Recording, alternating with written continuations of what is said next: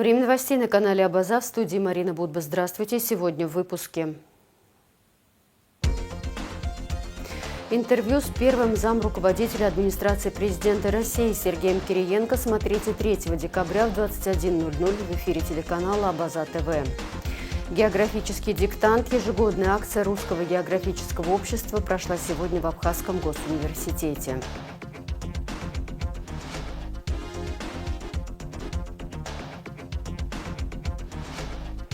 При поддержке компании «Аквафон» премьерой фильма «Моменты счастья» завершилась 10-летняя работа проекта Colors of Nation. Первый замруководитель администрации президента России Сергей Кириенко дал интервью телеканалу Абаза ТВ и Абхазской государственной телерадиокомпании во время своего рабочего визита в республику.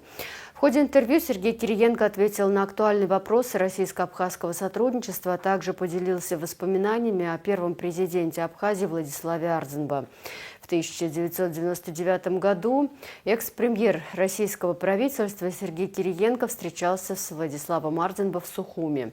Это абсолютный патриот Абхазии, при этом он был настоящим другом России, сторонником стратегического братского партнерства между нашими странами, отметил Сергей Кириенко.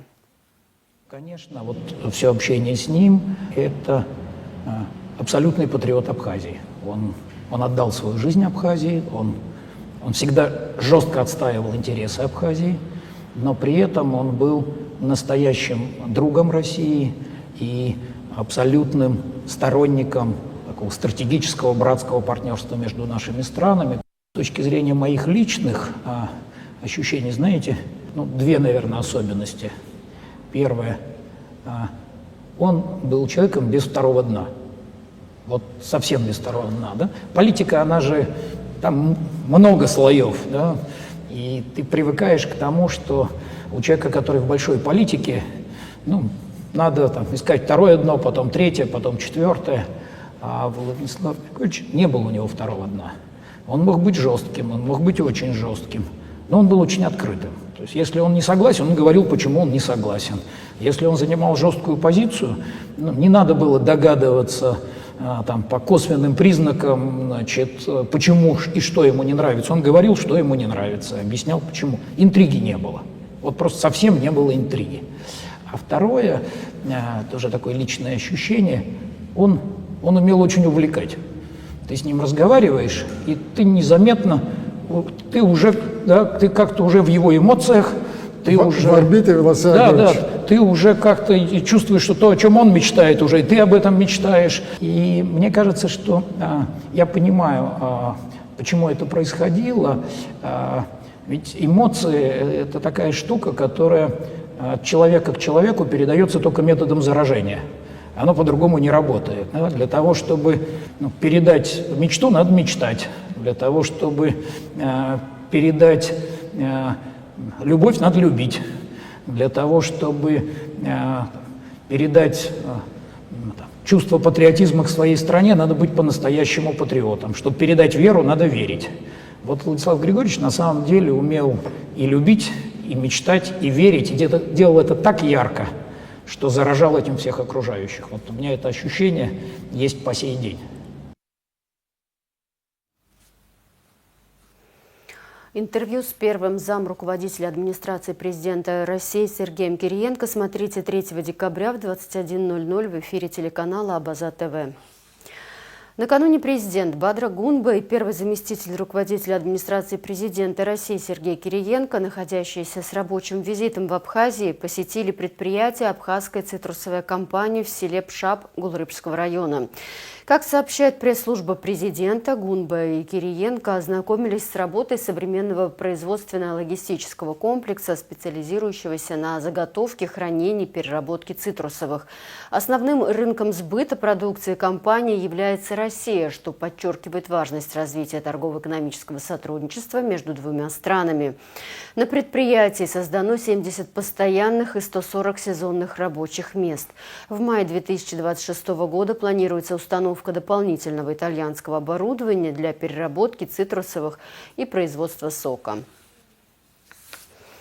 Новости парламента. Парламентский комитет по государственно-правовой политике рекомендовал принять в первом чтении законопроект, приостанавливающий действие закона о кадастре недвижимости до 1 июля 2027 года. Сегодня в Народном собрании Абхазии прошло заседание комитета под председательством Даута Хутаба. По мнению авторов, поправки необходимы, потому что сейчас нормы закона о кадастре не выполняются своевременно и в полном объеме. Это создает риски несогласованного правового регулирования и нарушения прав участников имущественных отношений, что требует временного приостановления действия отдельных законодательных актов до момента обеспечения необходимых условий для их реализации. Говорится в сообщении пресс-службы. Закон о кадастре недвижимости вступил в силу в Абхазии 1 октября.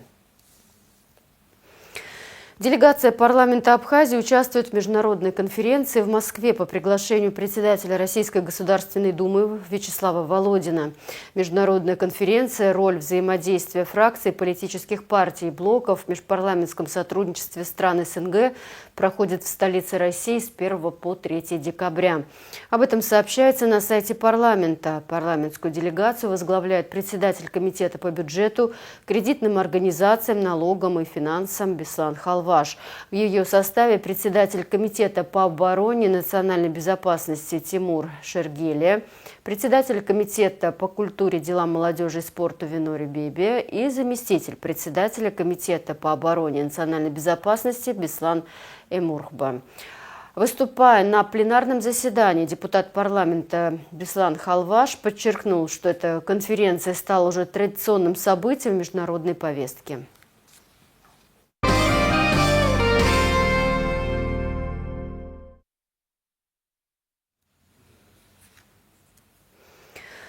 Сквер дружбы Сухумы и Нижнего Новгорода открылся в новом районе столицы. Мэр Сухумы Тимур Аграба и Светлана Пампаева, председатель комитета по управлению городским имуществом и земельными ресурсами Нижнего Новгорода, открыли сквер и фонтан, аналогов которому нет ни в Абхазии, ни в Нижнем Новгороде.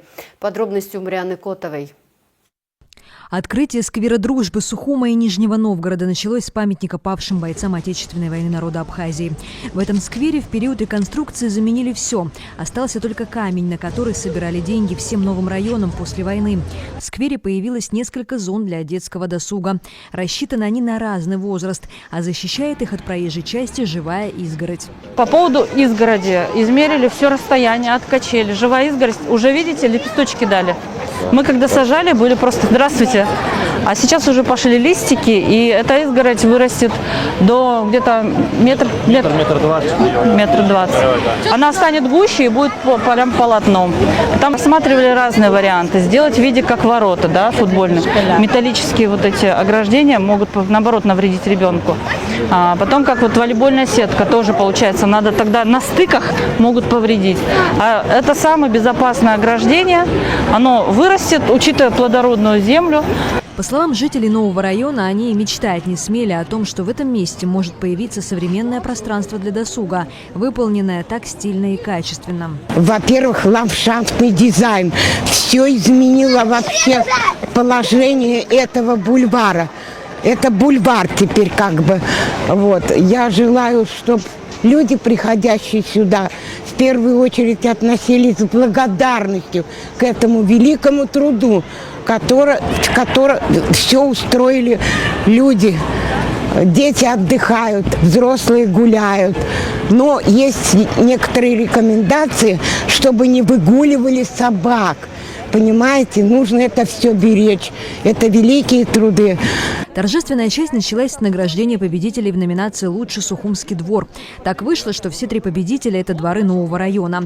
За первое место жители дома номер 8 по улице 30 сентября получили сертификат на благоустройство, а два других дома по оливковому дереву. Лучший Сухумский дворик в 2025 году жителям дома номер 8 по улице 30 сентября. Это диплом. Здравствуйте, поздравляю. А это приз. Центральной частью торжества стало открытие светомузыкального фонтана. Право его запустить дали детям нового района. Кнопочку можно нажать и запустить наш фонтан. Запускай фонтан, включайся! Ура! Спасибо. По словам Светланы Помпаевой, даже в Нижнем Новгороде такого фонтана еще нет. У нас такого фонтана в Нижнем Новгороде, как оказалось, нет именно с таким механизмом и с такой струей. И вчера, когда мы только запускали, мы думали, да, поделимся, а теперь у вас есть даже что-то лучше, чем у нас. Сегодня основная задача коммунальных служб, да и самих жителей нового района – сохранить сквер. По словам главы города Тимура Агарба, у сквера будет дирекция и штатное расписание. За порядком тут будут следить. Бюджет 2026 года мы сейчас уже просчитываем. Сумма, которая должна быть заложена. Здесь будут ответственные люди, которые ежедневно будут здесь находиться, обслуживать те зоны, о которых вы сказали, в том числе санузлы, так как без присмотра его точно нельзя оставлять. Поэтому за этим парком будет закреплена отдельная дирекция и штатные сотрудники. Проект сквера в новом районе реализован автономной некоммерческой организацией Агентства по сохранению и развитию городской среды и администрации Нижнего Новгорода в рамках международного экопроекта «Пространство дружбы. Нижний Новгород. Сухум». Марьяна Котова, Инна Лагухава, Абаза ТВ. Информация правоохранителей. 3 машины столкнулись в микрорайоне Синоп в Сухуме, рассказал спутник Абхазии начальник ГАИ республики Дамия Авицба. Женщина на Nissan создала аварийную ситуацию, в результате чего 3 детей, находившиеся в Nissan, не пострадали. Водитель была доставлена в больницу с переломом ноги. В медучреждение попала еще 1 женщина. Другие участники ДТП также не пострадали. Уголовное дело в отношении Алмазхана Гумба и Алхаса Халваш передано на рассмотрение в Гудаутский районный суд. Гумба обвиняется в умышленном убийстве ветерана Отечественной войны народа Абхазии, героя Абхазии Отари Гумба. Халваш в заранее необещанном укрывательстве особо тяжкого преступления. Преступление произошло 17 марта 2025 года в селе Лыхны Гудаутского района. 15 специализированных классов русского языка и литературы созданы в 14 школах Абхазии, сообщается на сайте Минпросвещения России. Они открыты в рамках проекта «Россия. Мои горизонты», который реализует Минпросвещение Российской Федерации при поддержке Минпросвещения Абхазии фондом «Моя история». Это важный шаг в укреплении гуманитарных связей. Русский язык является мостом дружбы и взаимопонимания между нашими народами. Мы продолжим всестороннюю поддержку в развитии качественного образования и создании современных условий для изучения русского языка для всех детей Абхазии, отметил министр просвещения Российской Федерации Сергей Кравцов. В 15 классах было поставлено более 8500 единиц учебного оборудования и инвентаря. Классы отремонтированы и оборудованы ноутбуками, интерактивной доской, полным комплектом учебной мебели, учебно-методическими и дидактическими наглядными материалами, словарями, художественной литературой, настольными играми, демонстрационными материалами. Географический диктант. Ежегодная международная просветительская акция Русского географического общества прошла сегодня в Абхазском государственном университете. Акция нацелена на популяризацию географических знаний, повышение интереса к науке и национальному наследию. Подробнее в репортаже Алисы Адлиба. Географический диктант – это ежегодная международно-просветительская акция Русского географического общества. Перед началом тестирования студенты прослушали видеолекцию о важности географии и истории, а также получили напутствие от настоящих космонавтов. Мы, космонавты Роскосмоса Сергей Рыжиков и Алексей Зубрицкий, приветствуем вас с борта Международной космической станции. Каждый год мы вместе с миллионами людей на Земле с удовольствием участвуем в этой акции. Для нас географический диктант – это особенное событие. Он позволяет нам, находясь далеко от дома, снова почувствовать связь с нашей необъятной Родиной. Берег Маклая и еще десятки имен исследователей Русского географического общества на карте мира. В их честь названы ледники, острова и города. Диктант в Абхазии традиционно собирает от 200 до 500 человек. В этом году участие в нем примут только 2 факультета АГУ, чтобы сделать мероприятие более камерным. Задания разделены на 2 блока, и на каждый вопрос участникам дается всего 20 секунд. Первый блок включает 10 вопросов, а второй уже 30. За отведенное время нужно либо выбрать верный вариант, либо сформулировать собственный развернутый ответ. В географическом диктанте принимают участие 137 стран, помимо Российской Федерации, и вопросы присылают все участники. В настоящее время из 1500 вопросов были отобраны 40 вопросов, которые представляются аудитории для участия в этом диктанте. Мы не готовимся дополнительно к этому диктанту, потому что вопросы нам присылают накануне за 2-3 дня. Мы сами еще дополнительно проверяем эти анкеты. В каждой анкета дается с зашифрованным кодом. Это мы выставляем на страничку Русского географического общества. Как отмечает Инга Таня, большинство вопросов легкие для наших студентов. Нужно лишь поразмышлять. В этом году в диктанте принимают участие 1-2 курс направления туризм, а также 1, 2 и 3 курс направления география. Мы узнали у студентов, которые 2-й год участвуют в диктанте, об их впечатлениях. Я пишу географический диктант не 1-й год, это уже мой 2-й год написания этого диктанта, и действительно я восхищаюсь тому, насколько Русское географическое общество позволяет и раскрывает потенциал своих каких-то ресурсов, возможностей, каких-то интересных открытий и действительно прививает любовь к изучению и любовь к географии. И в этом году отличается по сравнению с прошлым годом тесты, то есть вопросы, касаемо больше затрагиваться Великой Отечественной войны, там битва за Кавказ, но все равно переплетаются с географией. Сами студенты рассказывают, что в этом году затрагиваются различные направления истории и географии человечества. Один из участников географического диктанта, Смел Шулумба, поделился надеждой, что в этом году он сможет занять одно из призовых мест. В целом я не сильно готовился, но вопросы были схожи с учебными какими-то планами, также и в студенческой учебе касаемо были эти вопросы. И в целом в жизни какие-либо фильмы, статьи в интернете также могли иметь об этом информацию, поэтому в целом мне было знакомы некоторые вопросы. В целом методика очень простая, легкая, доступна для студентов. Это и касается и журналистов, различных знаменитостей, которые озвучивают вопрос. Они озвучивают четко, ты вслушиваешься и также легко понимаешь. И в целом от этого времени, естественно, достаточно, и человек успеет, я думаю, ответить. Сами преподаватели заинтересованы высокими результатами студентов, поэтому поощряют их памятными подарками и сертификатами за участие в конкурсе.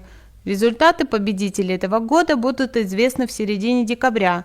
Также географическое общество Абхазии планирует к концу учебного года провести абхазский географический диктант. Алиса Адлиба, Инала Гухава, Абаза ТВ. Премьерой фильма «Моменты счастья» завершилась 10-летняя работа проекта Colors of Nation. Общественно значимый социальный проект, традиционно представляющий Абхазию посредством искусства и творчества, завершил свою работу, собрав на премьерный показ фильма всех сопричастных и неравнодушных, давних друзей проекта и, конечно, генерального спонсора компании «Аквафон». На мероприятии побывала и наша съемочная группа «Слово ради Чичава». Проект «Моменты счастья» – своеобразный активатор счастливых воспоминаний. Для многих счастье – это только про что-то глобальное, а ведь на самом деле счастье складывается из мелочей. Незначительные события, которые мы иногда не ценим в моменте и случайно вспоминаем, могут невероятно вдохновлять нас в настоящем. Лавки счастья, созданные абхазскими художниками, были арт-площадкой, на которых каждый мог наполниться счастливыми моментами. Момент счастья, он находится внутри нас, всегда, везде.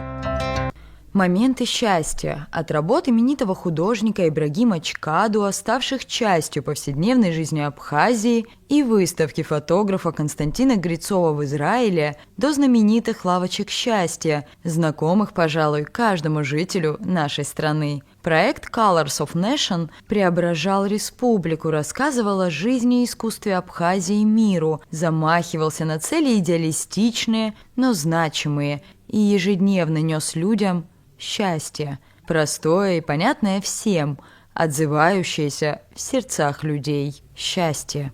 Но сегодняшним мероприятием мы решили завершить свою десятилетнюю деятельность, которой мы посвятили очень много на самом деле и души, и физических сил, и стараний, и любви. Мы сделали очень много проектов разнообразных. Это не точка, это запятая, и, возможно, мы еще переродимся во что-то новое. Но в любом случае все эти 10 лет для нас были очень светлыми, очень добрыми. У нас огромное количество людей, которые нас поддерживало. Мы помним каждого, мы любим каждого, мы благодарны каждому и рады, что у нас был этот проект, и он состоялся. Аквафонд всегда был нашим главным спонсором, чаще всего генеральным, но бывало, что там при поддержке каких-то еще других спонсоров, но они всегда с первых дней стояли с нами рядом. Главная цель проекта – представить Абхазию всему миру через призму искусства глазами творческих людей. Каждый год на протяжении 10 лет команда проекта, состоящая из 3 неравнодушных, креативных и искренне увлеченных своим делом девушек, проводила масштабные акции в городах республики и за ее пределами. Традиционно компания «Аквафонд» поддерживала проект. Сотрудничество с командой Colors of Nation длилось все 10 лет. От выставок «Два взгляда, две страны», арт-мозаика, спорт сквозь призму искусства и до проектов, помогающих развитию турсферы Абхазии или создающих привлекательный образ городов.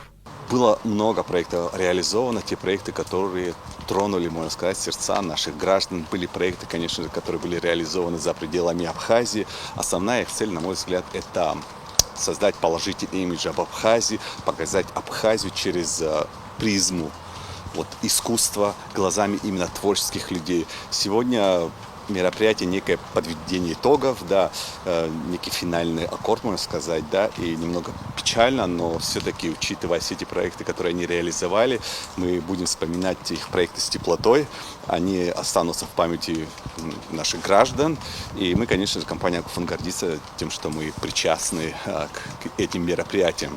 Компания «Аквафонд» исконно друзья проекта и в день его официального завершения поддержали Colors of Nation. На премьере фильма «Моменты счастья», снятого по книге российского журналиста Алекса Дубаса, присутствовали многие сопричастные, друзья и партнеры, те, кто, соприкоснувшись с проектом, навсегда сохранил частичку его в своем сердце. Гости премьеры разделили с создателями те самые моменты счастья, мгновения, которые и создают жизнь. Идея возникла благодаря ведущему на «Серебряном дожде» Алексу Дубасу.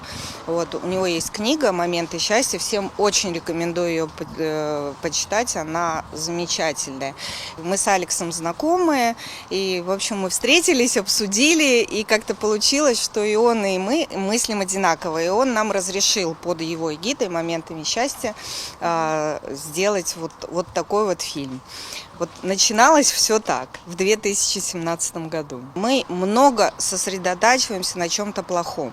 И если я сейчас вам напомню о каком-то плохом событии, вы быстренько вспомните. А как оказалось, и это есть в фильме, когда людей просишь сосредоточиться на счастливых моментах, их это сложно. И наша задача, и задача фильма именно сосредотачивать людей, как-то направлять на что-то хорошее. Важная история, что у нас у многих есть восприятие, что счастье – это про что-то большое. Это какие-то важные, огромные по своей сути события. Но, как правило, если мы начинаем фокусироваться на положительном, то счастье можно найти в мелочах. И если посмотреть в фильме, то можно увидеть, что счастье у всех совершенно разное. Оно может быть действительно как из грустных моментов, которые по итогам человеку приносят положительные впечатления сейчас, так и суперположительные. И они не всегда про глобальные, а как чаще всего именно про какие-то мелочи, которые очень легко в моменте найти и зарядиться. И как раз, наверное, идея была в том, чтобы люди заряжались моментами, которые были, и, собственно, фокусировались на них. Говорят, в конце всегда задумываешься о начале. На вопрос о достигнутых за 10 лет целях создатели проекта, пусть и слегка грустно, но улыбнулись. Получилось даже лучше, чем ожидалось. Ведь проект Colors of Nation при постоянной поддержке компании «Аквафон» коснулся сердец многих жителей нашей страны. Что такое счастье, наверное, каждый задает себе этот вопрос. Может быть, не каждый день, но в какой-то определенный момент своей жизни. И думает, насколько он счастлив, и счастлив ли, вот вообще он счастлив или нет.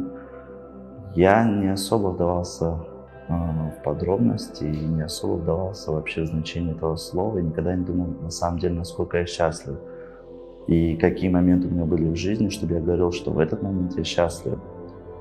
Я, наверное, скажу банальную вещь, но жизнь человека — это вот как зебра, череда белых и черных полос. И не зная, что такое плохой момент жизни или какой-то негативный, мы никогда не научимся ценить тот момент, который мы называем момент счастья. 2015 год. Поезд из Рима везет меня в Венецию. Везет исполнять какую-то неадекватную немного мечту. Мечтала девочка побывать на могиле Бродского.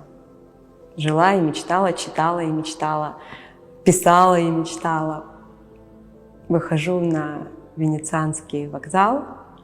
Минут 40 еще нужный транспорт до этого острова, до этого кладбища.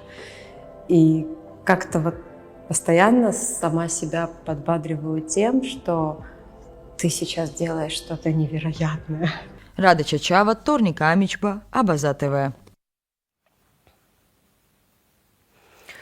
В Малом театре сцена на Большой Ордынке. Актеры Русдрама показали «Пастух Махас» по новелле Фазили Искандера. С 1 по 4 декабря проходят большие гастроли Русского театра драмы имени Искандера в Москве. Театр представляет московским зрителям 5 своих лучших спектаклей. Нет слов, настоящий успех на сцене Великого Малого театра. Гастроли театра имени Фазили Искандера в Москве стартовали спектаклем «Пастух Махас». Не надо ничего говорить, все на этих видео. Счастливы ли мы? Да, говорится в официальном телеграм-канале театра. Премьер-министр Владимир Делба подписал распоряжение в целях обеспечения воспроизводства, охраны и защиты хвойных насаждений от самостоятельной вырубки в предновогодний период и период проведения новогодних праздников. Госуправлению лесного хозяйства, Госкомитету по экологии МВД поручено усилить контроль по охране хвойных насаждений и пресечению фактов самовольной рубки. Государственному таможенному комитету поручено с 1 по 31 декабря каждые 3 дня представлять в МВД сведения об объемах ввезенных в Абхазию ели и пихты, а также об импортерах. Администрациям районов и Сухума рекомендовано использовать искусственные елки для проведения новогодних праздников. Праздник к нам приходит. Главную елку страны начали собирать на площади Свободы в Сухуме. Мы 2 дня подготавливались, раскладывали детали по схеме и вчера начали строить каркас. По нашим подсчетам, в течение недели завершим строительство каркаса, рассказала «Спутник», специалист по благоустройству Управления госхозяйства столичной администрации Кама Кутелия. Она напомнила, что в этом году елка будет на 12 метров выше, чем в прошлом, 30 метров. Для нее уже закуплены новые игрушки. На площади Свободы подготовлено праздничное оформление. Новогодняя ярмарка также остается, будет больше посадочных мест, больше лавочек, потому что это была просьба наших горожан, добавила специалист. Глава администрации столицы Тимур Аграба и его заместитель Константин Тарба проинспектировали установку главной елки страны. Торжественное открытие главной елки намечено на 23 декабря. Тимур Аграба отметил, что приоритетом является безопасность и профессиональная сборка конструкции. О спорте. Инар Кетия стал бронзовым призером международного турнира по вольной борьбе, проходившем во Владикавказе. В весовой категории до 70 килограмм Кетия в решающей схватке за 3-е место одержал победу над представителем Кабардино-Балкарии Рустамом Кажаровым со счетом 3-1. Турнир, посвященный памяти двукратного олимпийского чемпиона Сослана Андиева, проходил во Владикавказе и собрал более 250 участников из России, а также Канады, Венгрии и Азербайджана. Абхазские спортсмены завоевали призовые места в личных и командных дисциплинах на чемпионате и первенстве мира по универсальному бою и универсальному бою лайт среди мужчин и женщин, юниоров и юниорок, юношей и девушек, сообщает Госкомспорта. Сборная Абхазии заняла 3-е место в командном первенстве по универсальному бою «Классика» среди мужчин.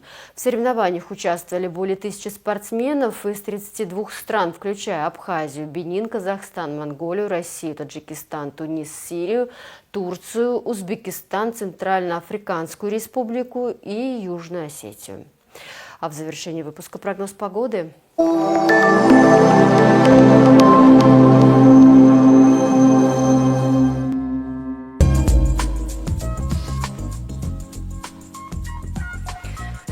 В среду, 3 декабря, в Абхазии ожидается переменная облачность. Местами ночью возможен дождь разной интенсивности, гроза, днем без осадков. Атмосферное давление высокое, ветер слабо умеренный. Температура воздуха ночью 5-10, днем 10-15. Температура морской воды плюс 15. Волнение морской воды умеренное, слабая относительная влажность воздуха 50-70%.